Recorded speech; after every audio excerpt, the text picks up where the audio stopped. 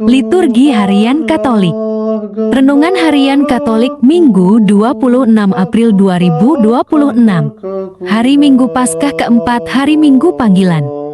Santo Santa. Santo Paskasius Radbertus, Imam dan Teolog, Santo Kletus dan Marcelinus, Paus dan Martir. Warna liturgi putih. Bacaan pertama, Kisah Para Rasul bab 2, ayat 14a ayat 36-41. Allah telah membuat Yesus menjadi Tuhan dan Kristus. Mazmur tanggapan. Mazmur bab 23, ayat 1-3a, ayat 3b sampai ke-4, ayat ke-5, ayat ke-6. Tuhanlah gembalaku, takkan kekurangan aku.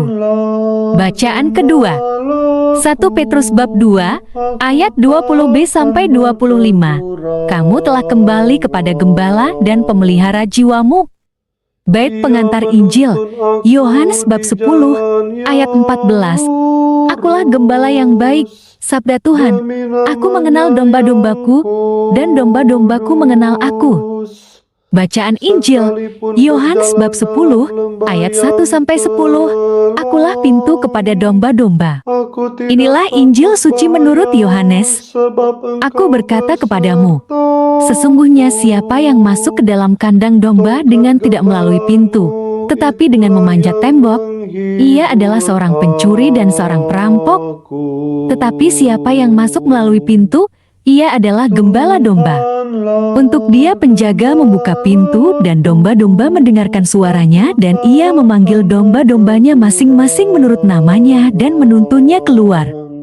Jika semua dombanya telah dibawanya keluar, ia berjalan di depan mereka dan domba-domba itu mengikuti dia, karena mereka mengenal suaranya. Tetapi seorang asing pasti tidak mereka ikuti, malah mereka lari daripadanya, karena suara orang-orang asing tidak mereka kenal. Itulah yang dikatakan Yesus dalam perumpamaan kepada mereka. Tetapi mereka tidak mengerti apa maksudnya ia berkata demikian kepada mereka. Maka kata Yesus sekali lagi, Aku berkata kepadamu, sesungguhnya akulah pintu ke domba-domba itu.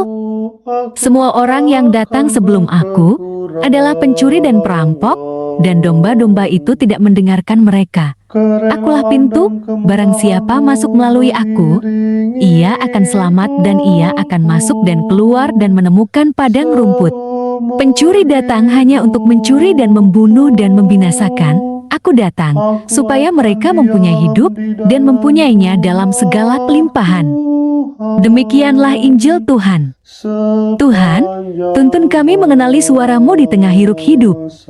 Kuatkan kami untuk bertobat dan mengikuti jalan-Mu dengan setia. Sembuhkan luka hati kami agar mampu mengasihi tanpa syarat. Jadikan hidup kami penuh makna, damai, dan keberanian dalam menghadapi setiap tantangan hari ini dan seterusnya. Amin. Salam damai Kristus.